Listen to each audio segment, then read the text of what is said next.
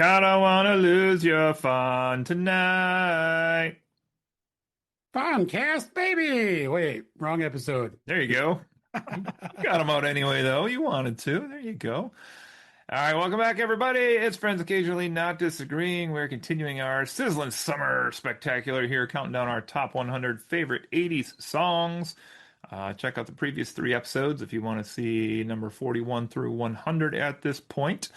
Intro for you guys on this one. What do you got for us? Anything else you want to plug or been up to?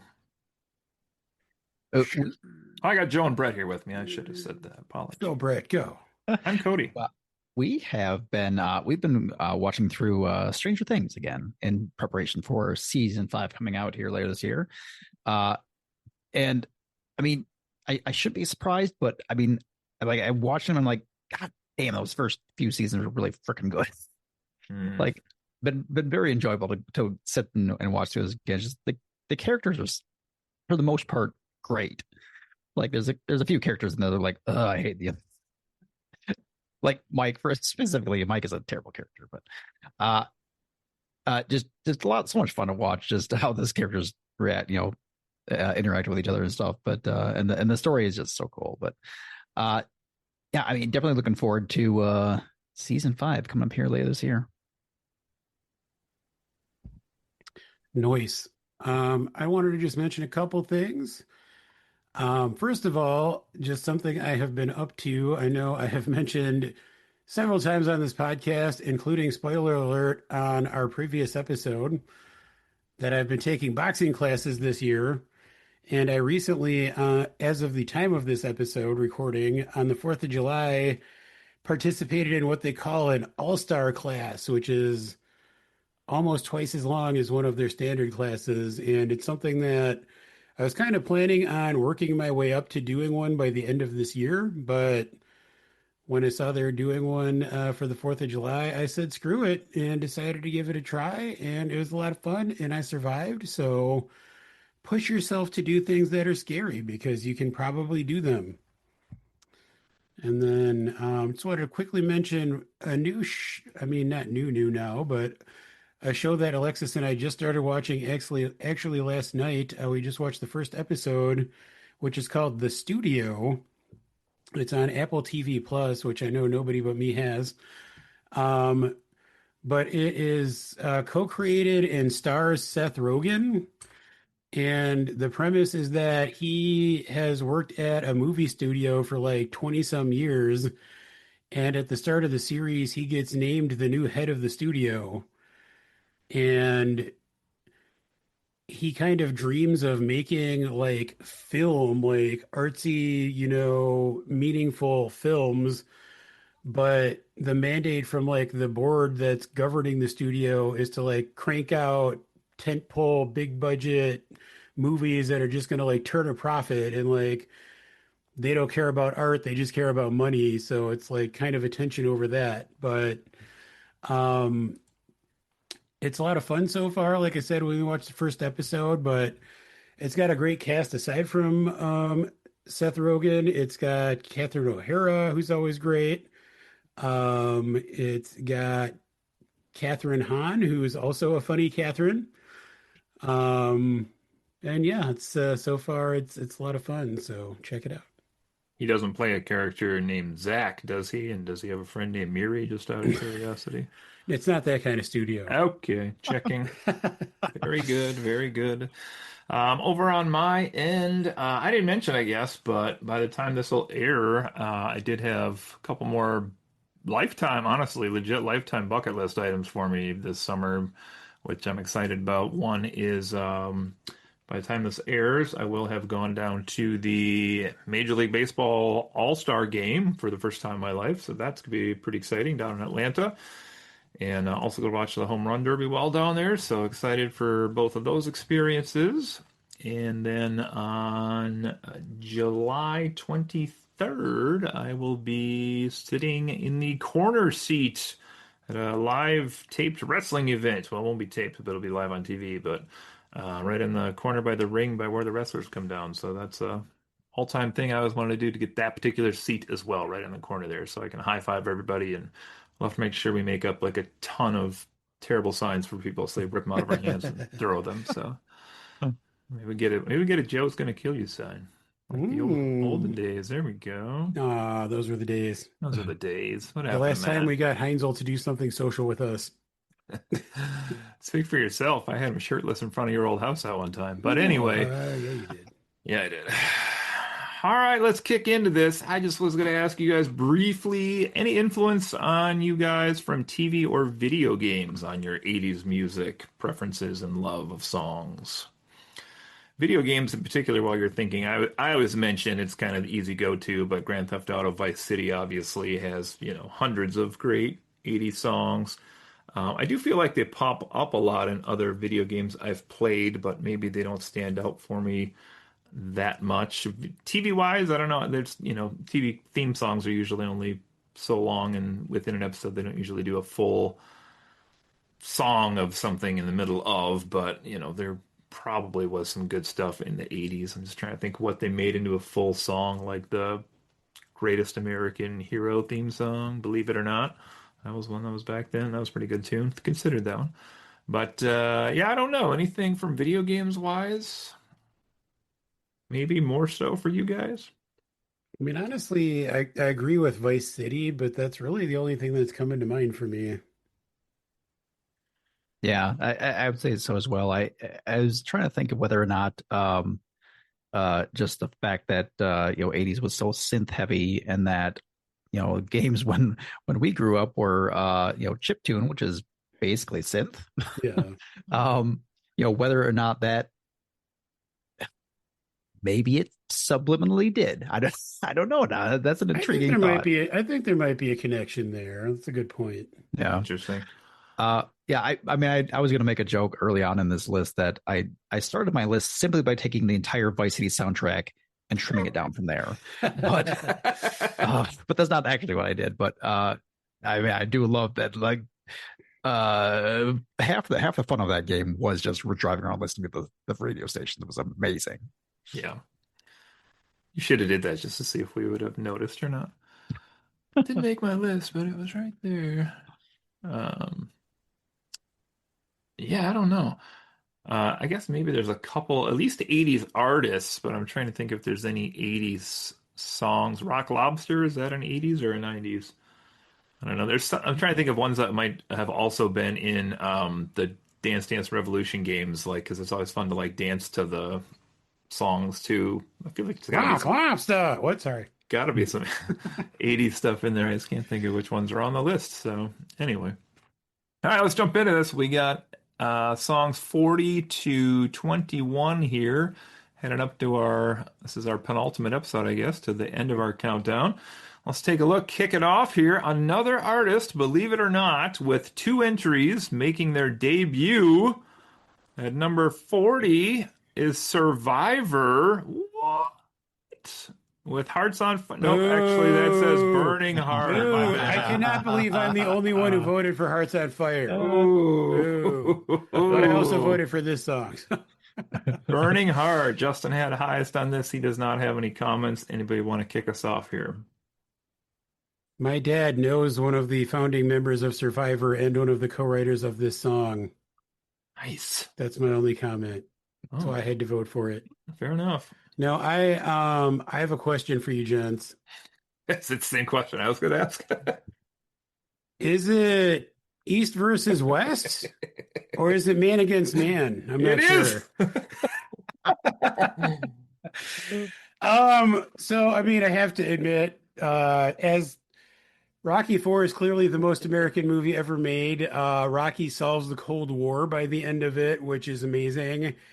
And this is maybe the most American Cold War specific song. Yeah, probably. I mean, I feel like this is the song that enables Rocky to solve the Cold War, so you have to admire that. Um, no, I mean, I have to admit, Cody and I have a long-standing argument about whether this or Hearts on Fire is the better song with heart in the title from the Rocky 4 soundtrack. But this song is still great. Musically, I love the kind of like bass, just like thumping instrumentation. Um, I don't know the lead singer's name, but he has a great voice and really sells the patriotic jingoism that this song is peddling. So yeah, it's kind of hard not to love it. Your dad wrote the song. You don't know the lead singer's name? Jeez. Someone my dad knows wrote the song. His name is Jim Peterick, but he's not the lead singer. Fair enough. I mean, this, I think, I mentioned this with the other song from the Rocky Four soundtrack that I don't think I've ever heard it on the radio. I've only heard it like probably in the movie. Uh, but it's got, it has that quality where it's like, I was trying to think about this in my head just as we are talking about this, that whether it's simply because it's in the movie and what the movie is about, or if there's actually something in the music itself that makes it like like like anthemic, like patriotic almost. Like there's something there. It certainly feels that way, and it has that quality that makes it like important. Yeah, that's a good question. I don't know. This is a great song. I don't have much to add on this one other than just it's, so tied to that movie, and it's definitely one that like just pumps me up every time I hear it. Like I'm ready to join Joe's all-star boxing class as the person that hands out water to the people boxing or whatever. So, um, yeah, this is a great one. This could be on my running playlist or whatever anytime it wants to be. It's awesome. So, okay, we'll go with 39. So shockingly, their only appearance on this countdown. I don't know if the band Did knows they the have second any other song. songs? I don't know another song by this band. This is one of the true one-hit wonders. Soft Cell with Tainted Love. Pew, I, pew. I had them way up at number 7 on my list. This is another one, like, if I were to make that hard list of 5 songs that are the 80s, this might be on my list to me. It's just, overflowing with synthy pop catchiness, and it's a great song. And who can't relate to some good old Tainted Love? Am I right? Tainted Love, Joe, just to be clear, you heard me there. I'm sure Justin could relate. Loving Taint. Yes. I was just reading here on Spotify. Apparently, this is a cover, so it's not even their song. Well, but that said, it certainly is like very iconic for the 80s. And it certainly has like a weird like haunting, like almost creepy quality to it. It's a little creepy, yeah. Yeah.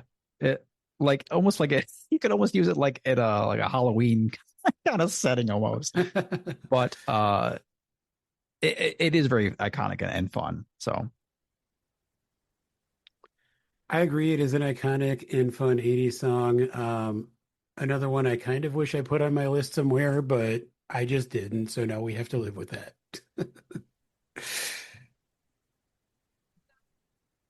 So was just sampling the 1964 version of that song. Wholly different. mm-hmm. Wow. That's it's interesting. Okay, we're ready to jump on here. Let's keep it going.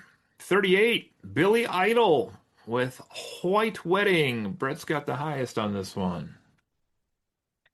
Yeah, I talked about this when we did one of the earlier episodes just about Billy Idol in general. And it's just just vocally is it's such a cool sound, and I really enjoy it.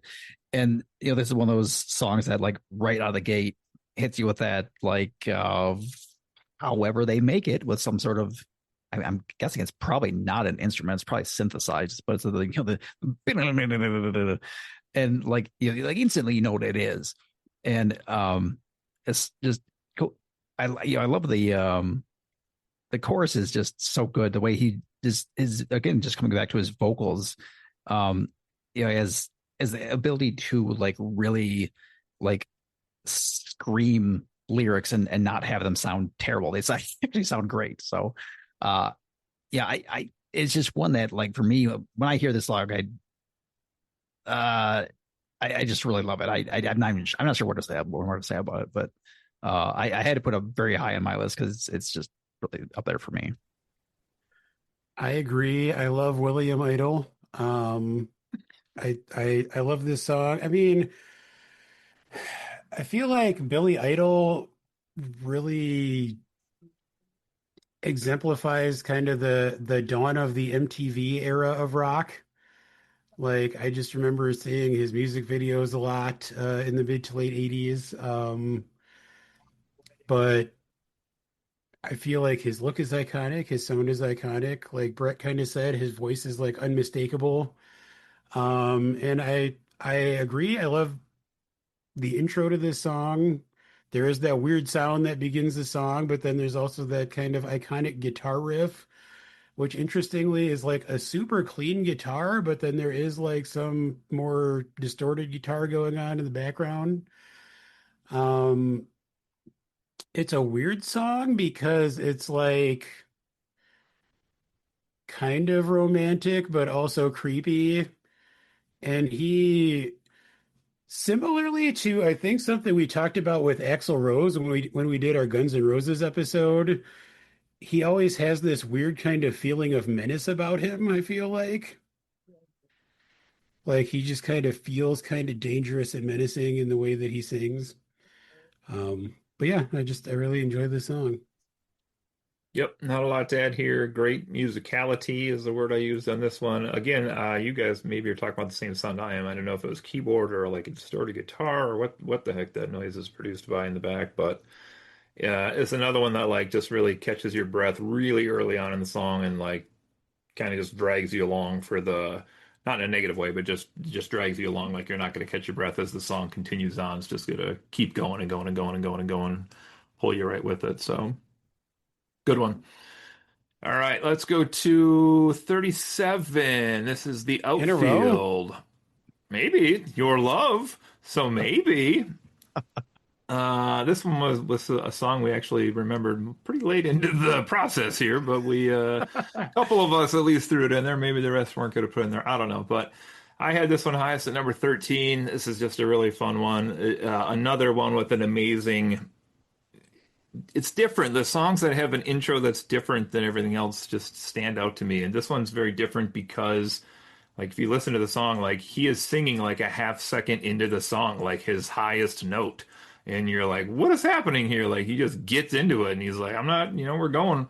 That's what it is. Good harmonies in this one. This is another one that always will be making a smile on my face when I think of the very hard to find due to music copyright skit on Saturday Night Live with Josh Hutcherson when he is the guy singing the song to the girl and they're kind of acting out what the lyrics literally are saying. And it's like, whoa, okay, I didn't realize fully that that was that kind of song. But of course it is. If you look at the lyrics, it's pretty horny, it's pretty dirty, but it's great. Also has a fantastic breakdown in the middle as well. So good stuff.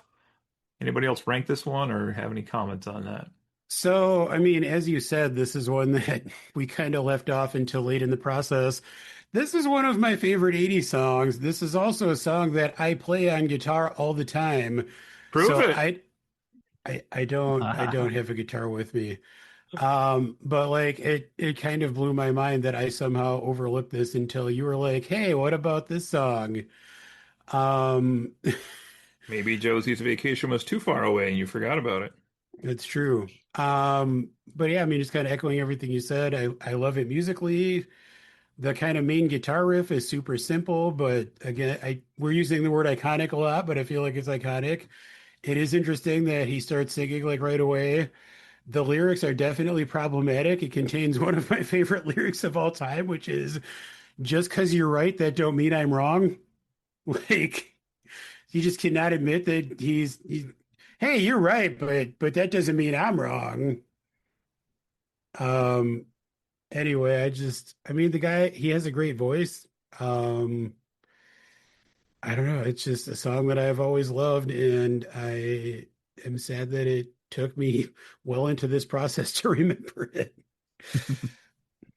Yeah, we were just talking about it on the intro here, but this is one of those songs on the Vice City soundtrack, and definitely definitely one that I jammed out to riding around the streets of Vice City. So um, I, I honestly I don't know that I heard it a lot outside, like on the radio. I think the vast majority of my experience is within that game, but it's a high enough up here that I did put it on my list. So Because you're a man of taste, that's why.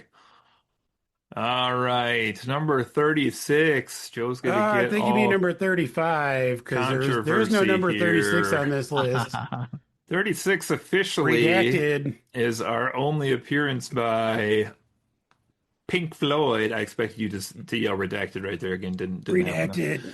Band This is redacted. Song redacted. This song, listener, this song is not an 80s song. It was released in 1979. Don't let them bullshit you. Another Brick in the Wall Part 2, which we From the read is 1979 album The Wall, apparently was a single in which was released 1980, in which was the 1979, confusion. So I guess which is that's before it. the 80s. Probably so. Probably It's not even the so. best song off that album. Well, let's crap all over it then. What do we got? Go. Brett's got it the highest. I do, huh? I guess I do. Yeah, Um, you do. Apparently, I you mean, do need some education if you can't see that you ranked it the highest.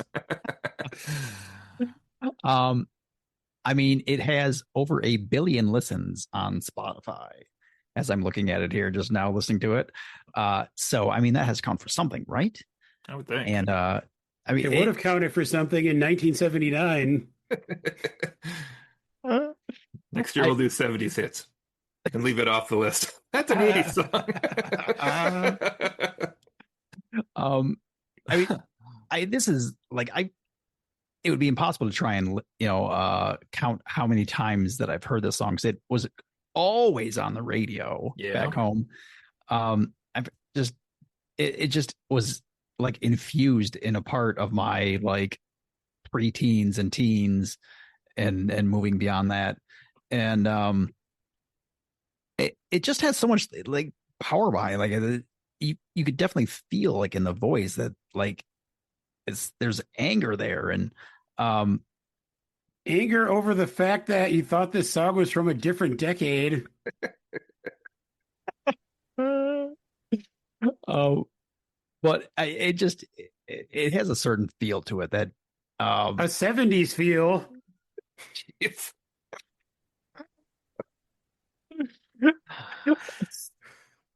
I'm derailed now. It's one of my favorite songs. I had to put it on here. oh goodness. I'll fill in this part so Joe can catch his breath. But this is a song I actually thought I didn't rank, but apparently I did rank You 79. shouldn't have. Where well, I ranked it 79. Doesn't that count? Should have tipped off right there.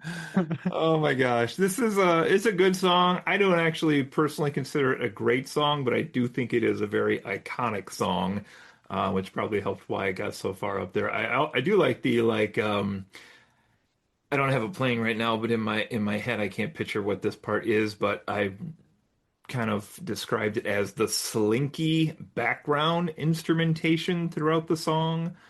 It's just got kind of a quality. I mean, it's Pink Floyd, so every one of their songs has some kind of odd, unique quality to it. But did we do a Pink Floyd podcast too? We did. Yep. Oh, yeah, we've had a lot of these. Joe, anything you want to say that is not that? Or are you good? I mean, aside from the fact that this is not an 80s song, I mean, Colon! it Oh, is a great song. I mean, I do think that there are better songs on the album. I think honestly, part of it for me is the fact that I think this is maybe the most overplayed Pink Floyd song. Like it feels like the one that everybody just kind of latched onto and it got played on the radio all the time and everybody who's like not even necessarily a Pink Floyd fan probably knows this song. Um, so I think that's why I kind of knock it a little bit, but it is objectively, I feel like a good song. Um, There's some great guitar work on it. David Gilmour, one of the greatest guitarists of all time. Um, I can I can hear some of the fills and guitar stuff from this song in my brain, and it's pretty good. So yeah, great song, just not an 80 song. Funny we mentioned that we just did the not just did the podcast on that because I was listening to in the garden the other day. My favorite list came on, and my one of my surprise sleeper songs by them from our podcast episode, Not Now John, came on, and I was like, oh, Hmm. this is from our episode. I still like this song. All right, let's go to number 35. It's our second appearance by AC/DC with Back in Black. And looks like Brett and I tied on this one for putting it up at number That means you both 14 have to on our talk at the list. same time. Yes, simultaneously. It's a 1979 song. No, I'm joking. So, let's see. I don't care. You want to go first, Brett? You want me to go first? Who's got more Uh, songs? Go ahead. all right. I mean, this is we were just talking about Hell's Bells on the last episode, and like, I mean, they say this is from the same album, has a very similar feel. The guitar riff is incredible. Like, that's one of the greatest, like, just general riffs of all time, I think. And it's more AC/DC. It's like it's like the top of their game, and I don't know. It just when AC/DC is great, they're like really fucking great. So, like this naturally had to be very high on my list. Yeah, this is fantastic. I don't even have it on, but I can just picture how this one at least begins for sure because it's so iconic with the like. I spelled out here. I attempted to onomatopoeia this, and capital letters are wham, wham, wham, beep. It doesn't really work so much, but again, super fun. This was. I looked up this one a little bit just because I was curious. I didn't know a lot about the actual song, but this whole album was when they transferred from Bon Scott after his death to Brian Johnson. This was really the song they basically chose to eulogize Bon Scott with. And it's just they said they didn't want to do a sad song, they didn't want to do different type of songs, so they came up with this one, which is just it's so good. This one's such a good AC/DC tune, man. I listen to this one all the time. And Joe, what do you got for us? Man, my guitar is like way out of tune. Um, Magically found a guitar now all of a sudden. Yeah, I that's funny. did. So man, I don't know what I was thinking when I did my rankings. This definitely should have been my top rated AC/DC song on the list. Instead, I just apparently didn't even vote for it. Oh, I play this song on guitar all the time. It's one of the greatest guitar riffs of all time. It is like super easy to play, but just instantly recognizable and iconic. And as Angus Young tends to do, carries just a lot of power in a fairly simple riff. Brian Johnson's vocals, like, I mean, like you said, this is how they kind of like introduced the new version of AC/DC to the world. And the way he just kind of screeches his way into your heart right from the beginning is kind of something to behold. So yeah, this is another song that I wish I would have rated and rated probably pretty high, but for some reason I didn't at the time we were doing this. But this song is awesome. you are the worst. I am the worst. Oh my God. I was just curious if Joe had put this somewhere around his 25, and I'm just making up a number here spot, this probably would have jumped up to about number 15 overall. So would have been a lot I'm higher. sorry, Still AC/DC. maybe not top 10. They can't hear you. Come on. They're too old. Yeah, they probably can't hear anything. I I know. mean, just ringing. It's true. All right, we're jumping up to number 34. If you can believe this, we got three band or artists left that have multiple songs that have not debuted yet on the countdown. Two of the three I would not have guessed if you had given me a big old pen and paper before we got this kicked off. But at number 34, we have our first song by Scorpions, Rock You Like a Hurricane. And Brett's got the high on this one. I do. I, I mean, this is like I've talked before in the previous episodes about how like the 80s rock side is kind of like it literally drove my list for a lot of it. So like this is just like when I see the title of the song, like I instantly am like, yes, that is a song that I love. You know, like uh you could just it's one of those songs that I just hear in my head instantly. And you know, like the chorus vocally is so fun and like powerful. And it's it's like a fun rock song, but not like silly. You know, it's one of those that yeah. I'm not sure where exactly I'm going with that thought, but there it is. This is another one that just has like that driving drum beat throughout the song that just like paces it, and it slams so hard. Like the guitar is, or not the guitar, the drum is so hard through the song, but it's just another fantastic one. Um, this one's interesting to me because I ranked this one, I believe, yes, at 74 on my personal list. But interestingly, I don't have it on my favorite list on Spotify. So there's some weird thing there. Recently, my Spotify has been randomly playing a lot of Scorpion songs. Whatever the algorithms have been like the last 6 months, they've been knocking it out of the park. But every Scorpion song I have heard has been fantastic. I don't know the band that well. I never grew up on the band. I didn't listen to much beyond their singles. Every song that they've played, I've been like, this is fantastic. Oh my God. So this is another one I got to do a deep dive into, I think, sometime after this podcast countdown is done. Joe, anything for you? Did you not count this one or what's wrong?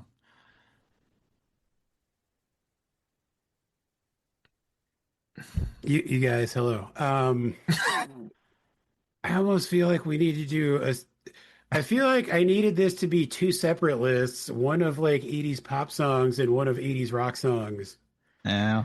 I just realized I did not put any Judas Priest on this list at all. I fucking love Judas Priest. They're amazing. Their like seminal album came out in 1980. 79, No, it was time 1980. zones, It was 1980. time zones, Um, man, I am just like leap year. sad about the amount of awesome hard rock I did not put on my list in lieu of fucking Walk Like an Egyptian. Anyway, I mean, Scorpions rock. This song is great. Everything you guys said. I just voted like a dum dum. Oh boy. All right. Let's go on here. Number 33, another one of those real iconic 80s songs, perhaps, at least on the pop, synthy rock side. Not rock side, the like more synthy poppy kind side. But anyway, this is Nina with 99 Luftballons. Justin had this way up at number three. I don't remember. Do one of you remember? He did a very long speech about this song on some podcast we had, and I don't remember what that topic could have been, but he talked about this for a pretty long time on whatever one that was. So I'm not surprised he has it way up at number three. He didn't send in any more comments to me for tonight's episode, but I know he really loves this one. Um, Beyond that, let's see here. I guess I'm the only other one that ranked this. I had this way up at 19 myself on my personal list. This is another one of those rare songs, and there were a lot of these in the 80s. Not a lot, but there were some where some of the songs had two languages, right? So I listened to this one in German far more than I listened to it in English. I listened to it in English last night and did the lyrics while I was listening to it, and I was like, oh, this is the best I've ever understood this song. But even in German, I was like, I kind of get like an essence from this song of what's going on. It's there were some other ones like that too. I forget. Der Kommissar, is that one that's in two languages also I maybe? I think don't know. so. But it's really great. It's a good song, and this is really, as Justin pointed out in that longer speech he did, really a dark song when you go through the lyrics and think about, this was in the backdrop of the Cold War also in the 80s. So tense shit, man. Dark stuff.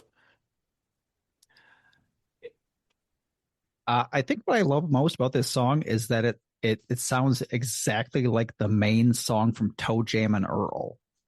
Yeah, it does. You Yes, hear that it too? does. Yep, I agree.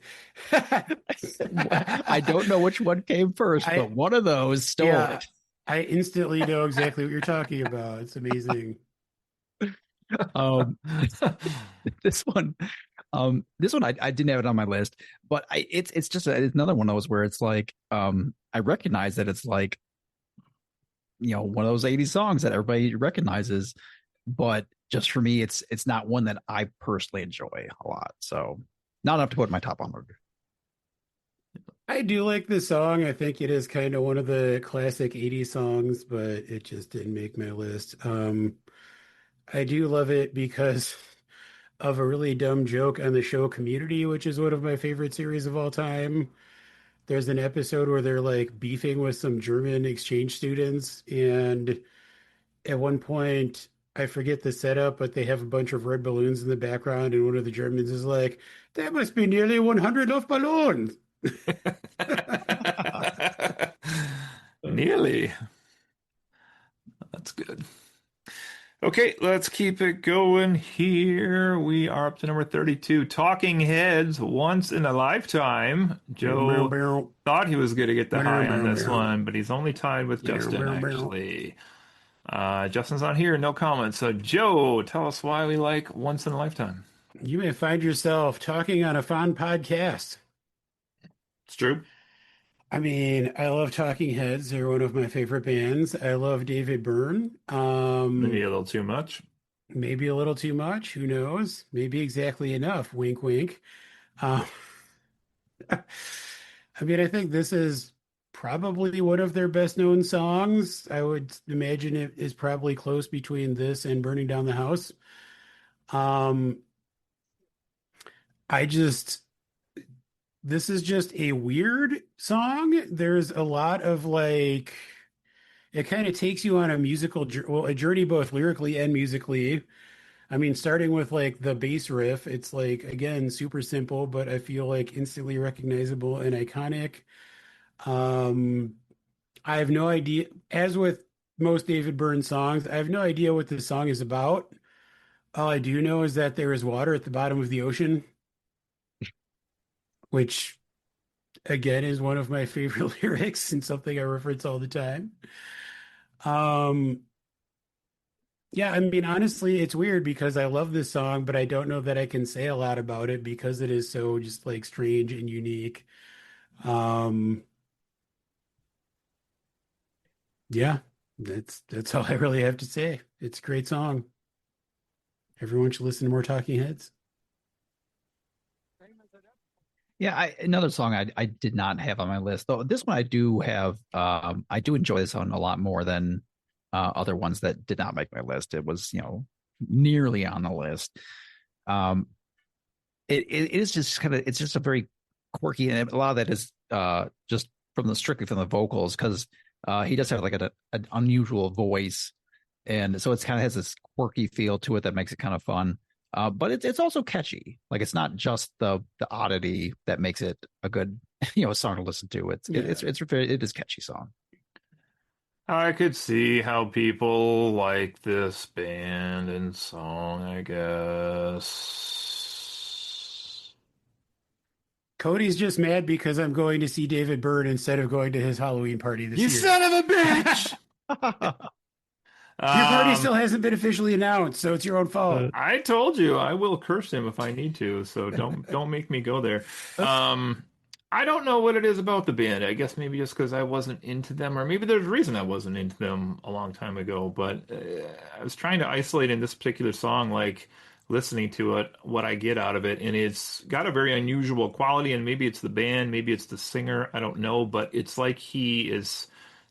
I mean, first of all, he speaks almost more than he sings at points, but he speaks over the music, which is kind of weird also. Like, he's not speaking with the music, he's speaking over the music. So it's almost like you have these two different audio tracks playing on top of each other, which is unique, I'll give it that, but I don't know if it's for me necessarily. So that's about all I have to say on them. All right. All right, let's go up to number 31, our second highest debut in our countdown for a multi-time artist with their first song, and it is Journey, big 80s powerhouse here. Separate Ways is the song we have here at number 31. Justin has this way up at number 5 on his list. He gives me no comments on this one, so we fall to Brett on this one next.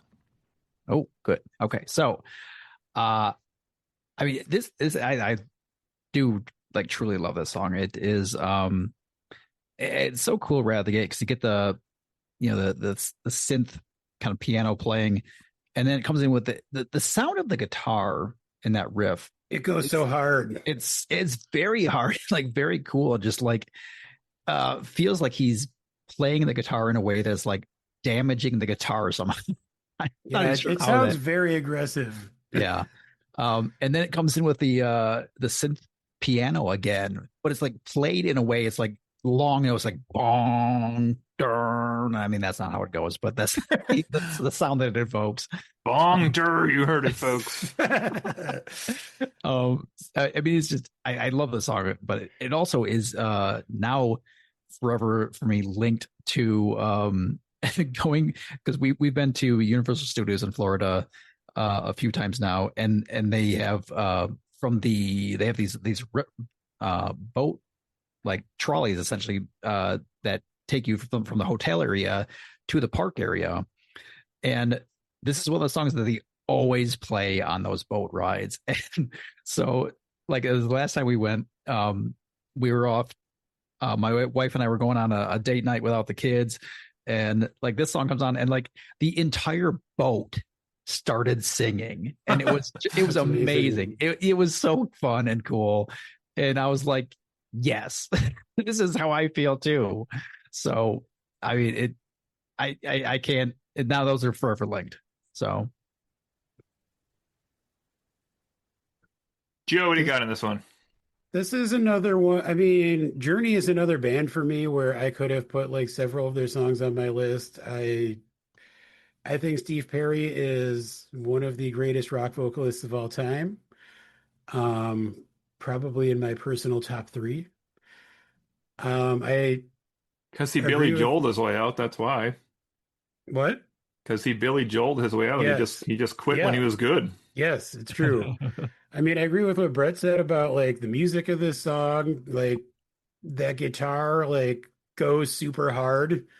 Like yeah, I really like every time I hear this song, I just picture a guitarist just really going at that guitar. Um, and I mean, again, I like the synth too. Again, Steve Perry's vocals are great. Um, I love this song. I love Journey. I just didn't want to put too many Journey songs on my list, and there is one for me that I think is maybe a little more iconic that we'll get to at some point in a future episode. Yep, over here, great song. I'll get a lot of flack for this next sentence I say, but I might prefer the Daughtry and Lizzie Hale version these days. That's just What? me. Get the fuck out of here. That's just I am me. about to quit this podcast. Don't tease us with a good time. This is a band where, again, I could listen to like their greatest hits album anytime, and this song is fantastic. It's probably not even in my top 5 Journey songs, to be honest, but Loving, it's touching, squeezing, whoa. Um, and also Journey. and also Journey. Yes, but it is a really solid one. Fantastic music in this one. I know they're kind of known for Steve Perry's vocals, but just the actual instrumental playing in this one's fantastic. Interestingly, when I was watching lyrics on this one, whatever day I watched that a couple days ago, uh, the lyrics are a little weird to me once you kind of look at them because it's a little bit of like him telling a girl like this other relationship could get bad, and if it is, get out of the situation and remember me because we had that moment. But then he just keeps using the line, true love won't desert you. And I'm like, well, wait a second. If you were with her and then you touched and went your separate ways, didn't true love already desert you? Because you're presenting yourself as her true love. So there's some questionable lyrics here, but it's good. It's good, nevertheless. How did I not put Faithfully on this list? God damn it. I'm just God, failing left and right. you suck. Is it from the 80s? Man, yeah, Okay. 83, All the year right. I was born. Side note, something happened recently that I feel like was made for me and me alone. You say Poop Cruise. It's already been covered on this Poop podcast Cruise. several times. No. There recently was released a new version of the song Faithfully Mm. as performed by Willie Nelson and Steve Perry Oh my. together. Interesting. I feel like there's probably a fairly narrow group of people that are into both of those artists, and I am one of them.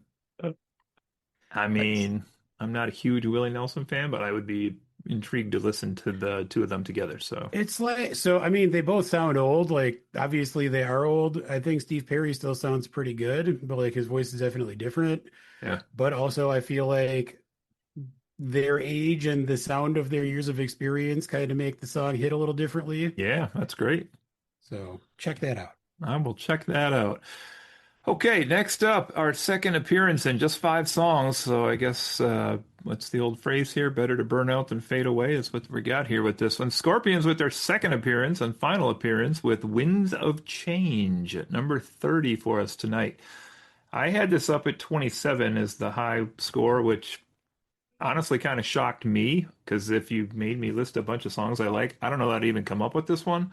But whenever I hear this one, it's really just about, I don't know if it's objectively, but maybe the perfect song. Like it's just really good. The melody rises when it should, it falls when it should. The There's fact that whistling. there is a lot of whistling in this one, which Perhaps the I'm a sucker best for. whistling. Perhaps the best whistling. I don't know. Some Guns N' Roses might have a beef with that, but it's possible.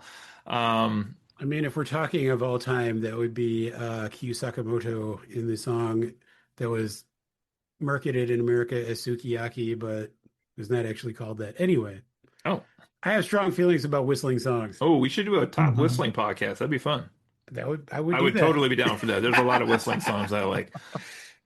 This is a weird one just because you kind of, or at least I do, forget that they were like a Russian band, not an American band, because they speak. German, Are they but German? Oh, sure. German, German. We're sorry, Let me Russ give you side, a Red clue. Their side. lead singer's name is Klaus Meine. There you go. Okay, there you go. All right, fair enough.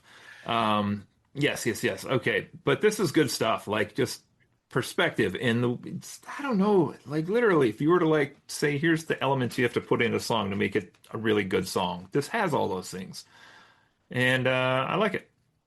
So that's me. Like it way more than I thought I did. What else? What do you guys got? I mean, I did just mention the fact that it has the like really great whistling. Like that could be like the almost the entire song, and it would be a great song on its own. True. But the vocals on this are really cool because they feel very like heartfelt. Um, and it does have right off the top of my head, I couldn't tell you what the message is, but I feel like it does have a strong message behind it. You guys, this song was released in 1990. You're making that up. Actually, it was released in 1991. Why do you keep looking these things up, Joe? Because I was like, it feels wrong that this is an 80s song. So I just looked it up. Yep, it does look like it's 90. It was 90, but it was released as a single in 91. So you can't even make the single argument with this one. Uh, The reason This I is thought of it is this I is my was like, 27th favorite 80s song. this is definitely like a class song for like I think my brother, and I was like, I don't know. Anyway, this is a 90s song, so you're both wrong. Flawed list or not, it's an amazing song. Redacted. I I am the only mean, one who actually picked all 80 songs. I don't know if that's true. Maybe. I don't know. All right. It, it Anything is a else on great this one? song, Yes. and also whistling is cool. It sure is. It But I sure don't is. think one of the other great whistling songs that was actually from the 80s made the list either. Which one's that? Hold on, let me double check. That would Okay, be fair enough. Patience by Guns N' Roses. That's the other whistling song I was just referencing. Yeah. Uh, okay, let's keep it cruising here. Number 29. Finally, I think we're at our last appearance by Miss Pat Benatar, aka Justin's crush. Love is a Battlefield, number You guys, this song was from 29. 2001. Both Battlefield Earth or John Travolta. Yes, Brett, you got this one. I do. Uh, I mean,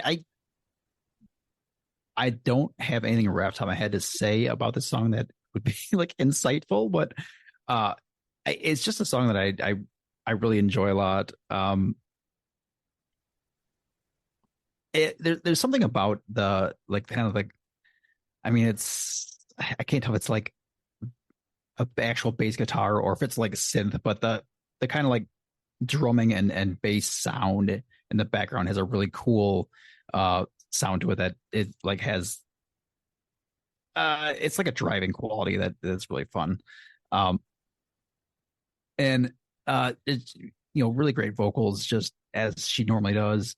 Um yeah, I say I don't have anything like really insightful on it, but I do really enjoy it. I agree. I think this is my favorite Pat Benatar song. It's interesting because like in my mind, I think this song goes harder than it actually does. Like in my mind, it's got a bit of a harder edge to it, but I was just listening to it right now, and it's definitely more drum machines and synthy, but it still rocks. It's still a great song. I mean, as you guys have talked about a lot already, Pat Benatar has an amazing voice, and I feel like this song is a great showcase for it. There's just like, I mean, maybe that's why the music doesn't need to go harder because her voice does it all. But I just think this is a great song. Could be. She does have really kind of a unique voice, even, for 80s women singers, which is a smaller genre yet, and maybe 80s light rock into ish pop-ish singer. She still has kind of a unique voice. So definitely so.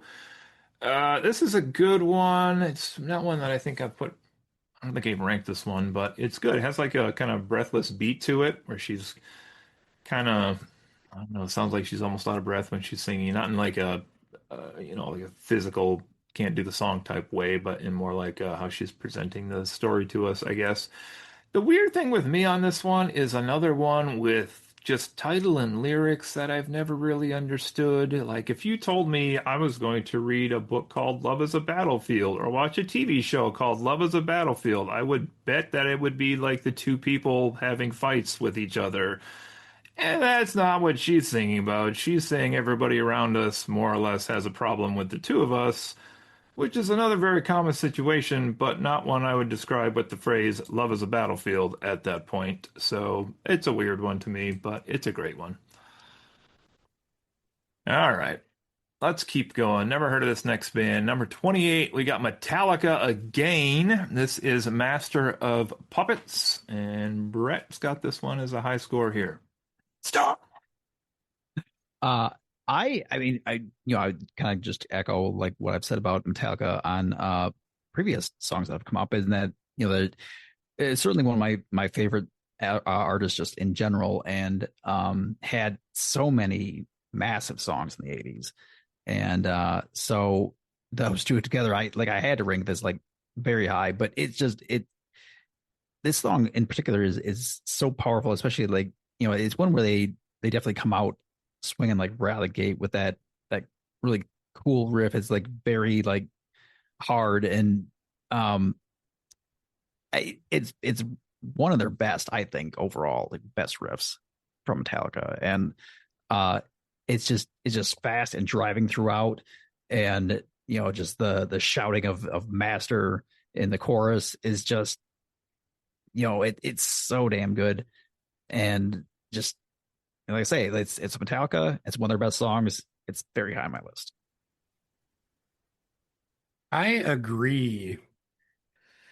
I mean, this is definitely one of my favorite Metallica songs. I was just listening to the intro a little bit. It's interesting to me.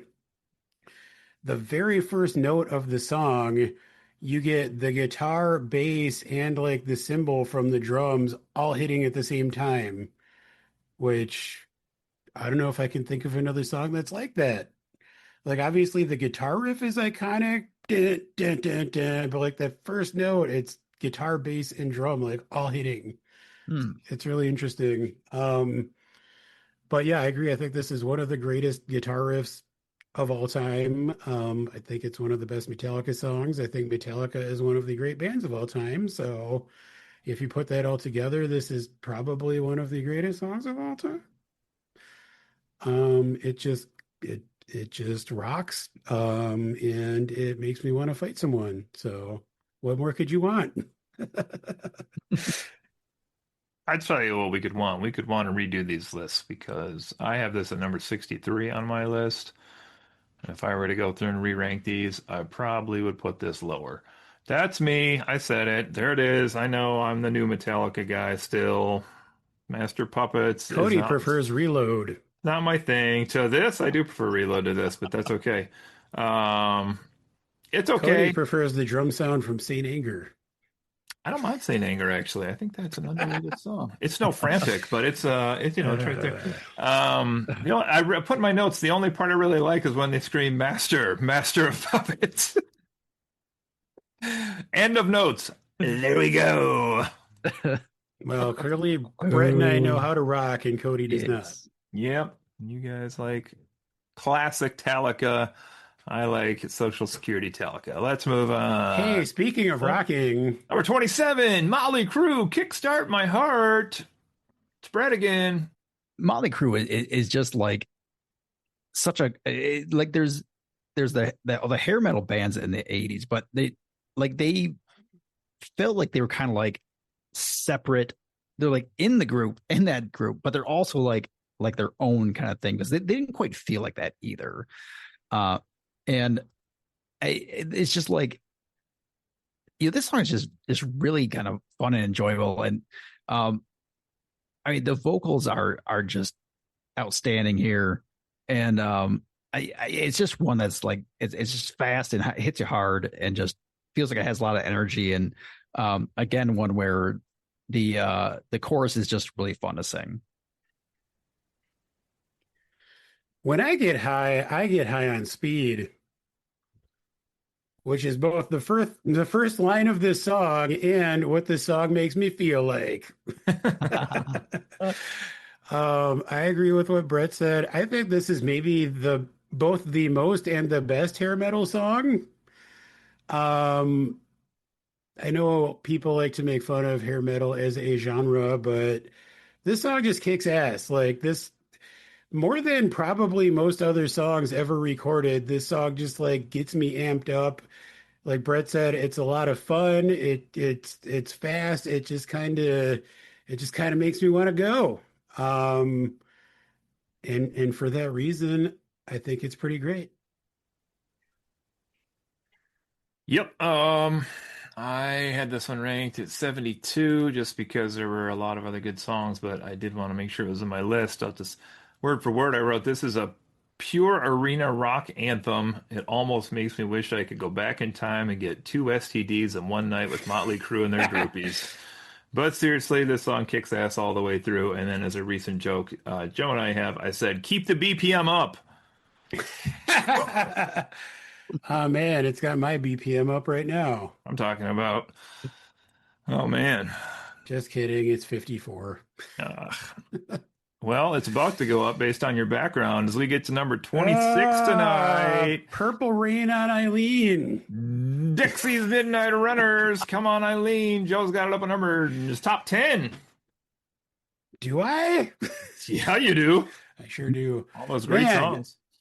this is another song that I don't really know what to say about it. I just really fucking love this song. It's weird. It's got like fiddle on it. It's got people wearing overalls. Yeah, without shirts, the best way. Farmer style. Um, it just feels like this weird blending of different musical styles, and I don't know why it works, but it just does. I think the lead singer of Dexy's Midnight Runners was probably also high on speed when he performed this song. But I mean, he's got like a great voice. I love how it kind of builds and builds and builds, and then there's like this breakdown where it like slows things down and then builds back up again. Hmm. Um, I I just really love this song. I this is another song where I kind of lump it in with some of those other ones that I've mentioned, where it's just like kind of a fun kind of silly, quirky sounding '80s song, and they um. But for me, this one actually is like where the other ones didn't make the list because that's all they were to me. This one did make it on my list, um, and it kind of like it almost feels like it has like the separate parts, like individually I wouldn't like them, but you mush them together and it's pretty good. So, um, That's high praise. but I this is it's fun and it's kind of silly, um, but I enjoy it. Speaking of high praise, could we get a movie about this band played with Nicolas Cage in the lead singer's role? Could we make that happen? Um, Short for me, you guys nailed it. It's silly, it's catchy, it's one of those biggest 80s songs. The breakdown's great, and then it also has that weird, like 15, 20-second bit at the end, which they didn't play on the radio, I don't think, most of the time or ever, where it kind of sounds like he's trying to give you like more message than the entire song had. I don't know, it's kind of weird. He like does a little like four-line poem at the end or something. Oh yeah, yeah, Um, yeah. and then it's like, okay, and if you're not used to that part of the song, that kind of took you unawares right there, but it's all good. Okay, let's go to number 25, Billy Joel. We didn't start the fire. Joe, Yes. that's you, buddy. I have three words for you. Space Monkey Mafia. Space. Um, no, I mean, I love Billy Joel. There are probably several Billy Joel songs I could have put on this list. But this just feels like the most 80s, the most like Cold War era. It's like a weird recap of modern history. Um, I just always remember the music video with Billy Joel like standing in someone's kitchen as it just bursts into flame behind him. Um, it's a weird song, especially for Billy Joel, because he's almost kind of rapping, but more just kind of like talk singing like a list of things, but it works somehow. Um, I feel like it was a weird attempt for him to update his sound. There's no piano on it. There is some guitar. Yeah, it's kind of an anomaly, but like, God damn it, does it work? Yep. I don't have a lot to say on this one. I consider myself a fairly energetic person, and I did not rank this song, but my comment on it was this song most of the time just makes me feel tired.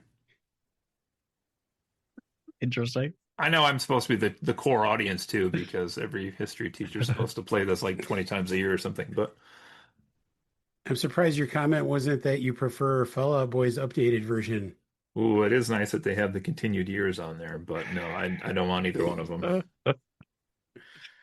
Um, what I would say on this one is like I agree. Like the verses are are unusual, and like Joe said, they're just kind of like listing a bunch of weird things like from history.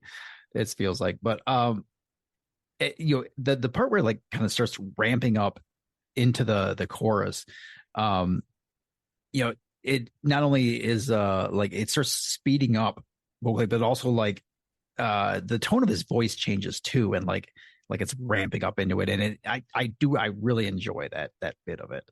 And then the chorus itself is very catchy as well. So this is one that I do enjoy quite a bit. Okay, let's keep moving here. 24, we got a Tears for Fears song that made it into the countdown. It's way up here at 24. Everybody wants to rule the world. Joe, God, why did I have to be the highest ranked on all these? tell us why you didn't think Faithfully was good enough to make the countdown, but you did have room for Everybody Wants to Rule the World. I will tell you exactly why, and the answer is recency bias. I recently listened there's a podcast called Song Exploder, which in which they will have artists on to talk about like a single song that they have released, and they will kind of dissect it in depth and kind of track by track, like each instrument and the lyrics, and like really break down how the song, like what the kind of impetus behind the song was and how it all came together. And I listened to an episode of the podcast about this song, and I just thought it was incredibly fascinating. And this is a song that I've always enjoyed, but like listening to that breakdown and just all the disparate parts that came together, kind of just made me appreciate it on a whole new level. I mean, aside from that, I do think that this is one of the 80s songs in my brain. Um, one of the most 80s songs. I think right from the start, there's that like kind of tiny little guitar riff that is iconic. And then later on, there's also a synth riff that I think is also iconic. And I think lyrically it's interesting. It seems like it's kind of about like a feeling of ennui and, you know, the fact that we're all stuck being alive and dying, and what do you do with the time in the middle, and how people often can feel stuck in places. I really love the opening line. Welcome to your life. There's no turning back. Like, well, you're stuck here. So I just like musically and lyrically, I think it's a pretty interesting song. It sucks. No, just kidding. Mhm. This is a good one. I just put in my notes probably if we had done this list maybe 15, 20 years ago, this probably would have been higher on mine. I doubt I even ranked it in the end. Let's take a peeky here. No, I didn't end up ranking it, but it's a great song. Just didn't make my list because so many other songs I'd put in front of it now, but it's a great song. It's better than Shout. Agreed. Yeah, it's same for me. I didn't have this on my list overall. I generally I enjoy listening to it, but it is I think it's because the overall tone of it is uh how to describe it. So it's not like the fun poppy 80s sound, and it's also not like um somehow it's like not soulful enough also either. It's like somewhere in between, and it just kind of feels just like mellow throughout for me. So while I enjoy like how the general melody of the chorus, it's not one that's like a favorite song of mine. Okay, let's go on to number 23. It's our second appearance by Guns N' Roses, Sweet Child O' Mine. I had this way up at number four, I guess, so my highest song so far on the countdown. I'm not gonna say a ton about this. I just think the intro to this song is amazing. Like Slash is always fantastic. Slash and Axl was just, we've said this on other podcasts, but the pairing of the two of them with what they could both bring to the table just made this band where it was going to be fantastic regardless. But they had a talented band all the way around, all of the members, and I prefer Buckethead. I bet you do, buddy. I bet you do. That was my Cody Fleming impression. No, Buckethead was terrible. In this, at least. It's great. It's a beautiful song. It's just a simply beautiful song all the way through. Three of us rated it, two of us didn't, and they're wrong. So there we go. See my previous comments about Guns N' Roses. This is a great song. I love Guns N' Roses. I just didn't want to have too many of their songs on my list. Fair enough. Uh yeah, I mean I love just how this this song does have a while while it is still very much Guns N' Roses and has a like a rocking sound to it, it also does have that like beautiful kind of sounding side to it. Um, which is yeah, I was just thinking about like just Axl's voice in general, just like uh it's very raspy, but like also like somehow he still has that quality to be able to sound like beautiful, to have that quality to it. But yeah, I mean, this is just very catchy and just very kind of has a lot of feeling behind it for me. So, also I had this ranked very high on my list. Well, gentlemen, we've come to a big moment here.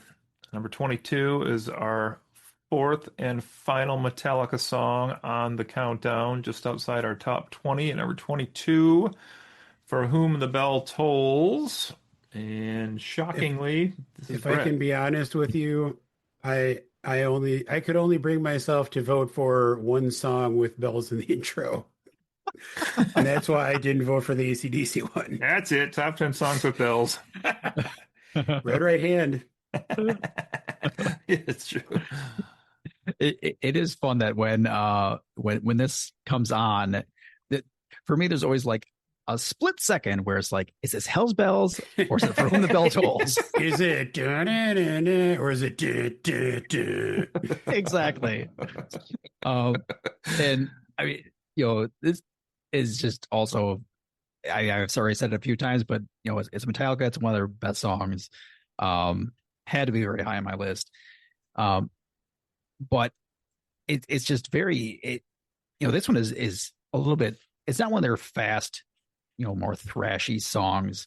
It's a bit more grindy, and but it's just very heavy, and I really love the vocals on this one. Like it just the way that it comes out.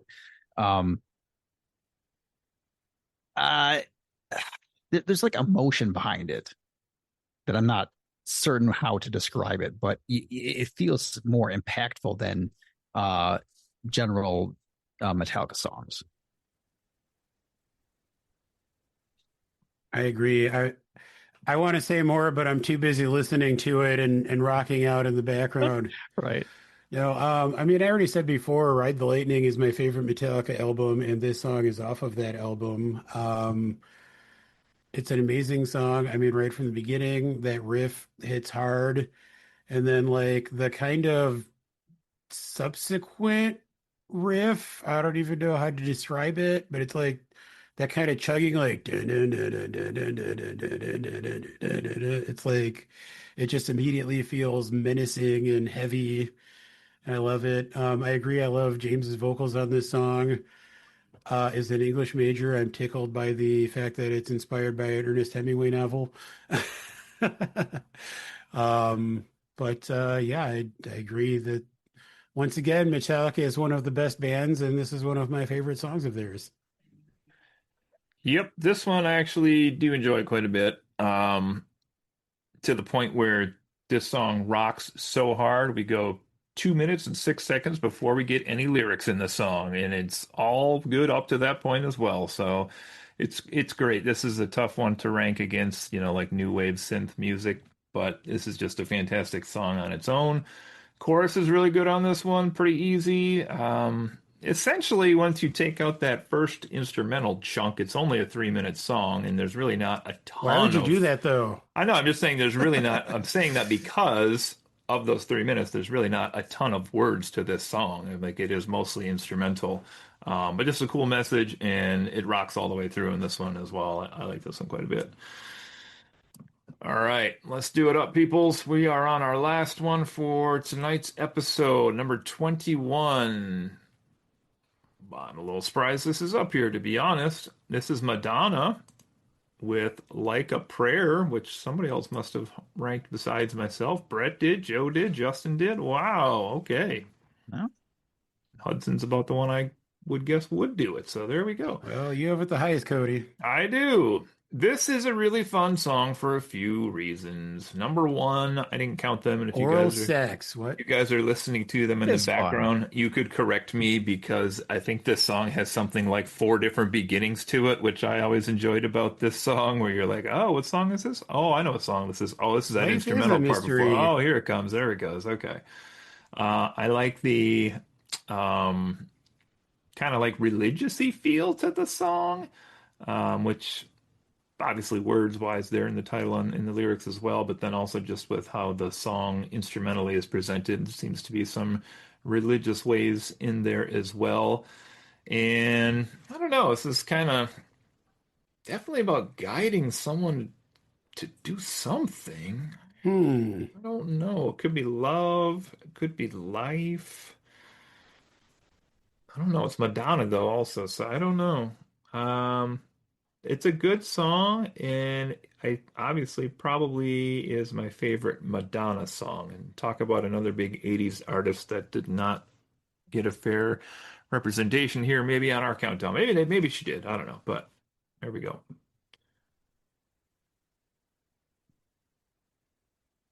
I would say there's definitely a recency bias, as the term Joe brought up earlier, that You in a kind of boxing propelled. class using this? Deadpool and Life is Wolverine. a mystery. Yes, Deadpool and Wolverine. I mean, Oh, the that way it one. was used in that movie was so amazing. Um, but I mean, that certainly gave it a bit more weight here in this countdown for me. But it is a song that I just enjoy generally. I don't, yeah, I wouldn't. There aren't a lot of Madonna songs that I really enjoy that I would really consider putting on here, but this is one of those. Um, but I do get it amuses me greatly uh in where we where this song pops up at like actual churches because they have no idea what's going on here. When you call my name, it's like a little prayer. I'm down on my knees. I want to take you there. In the midnight hour, I can feel your power. Just like a prayer, you know I'll take you there.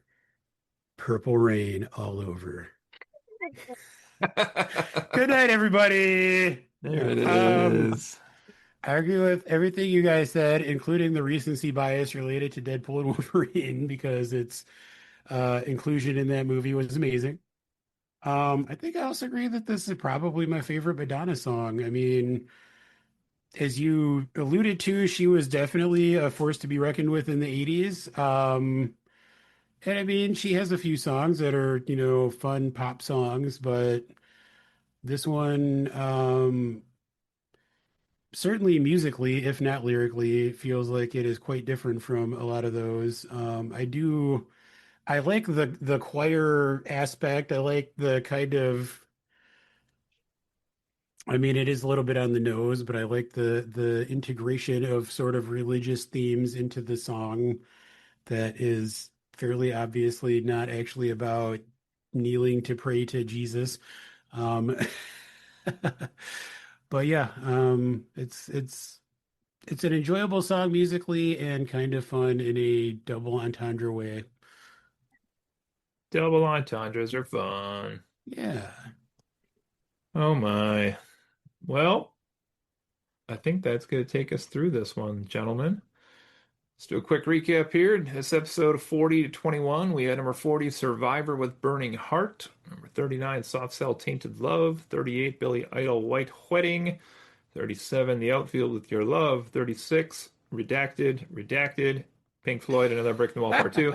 35, AC/DC Back in Black. 34, Scorpions, Rock You Like a Hurricane. 33, Nina, 99 Lift Balloons. 32, Talking Heads, Once in a Lifetime. 31, Journey Separate Ways.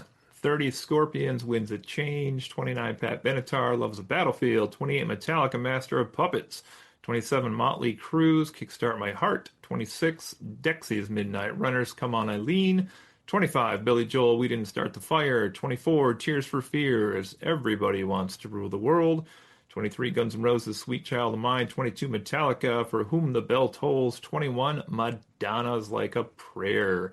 We just have the top 20 left, ladies and gents, greatest 80 songs of all time. And what's this? One more surprise coming at you in that episode. We have one artist with multiple songs in the countdown that has yet to debut, if you can believe What? it. My God. They are the only artist with 2 songs in the top 20, and I wouldn't have guessed this artist if you had me write down 100 artists from the 80s. But nevertheless, their mystery artist is. So there we go. Huh. Well, anything else from you guys on the way up today?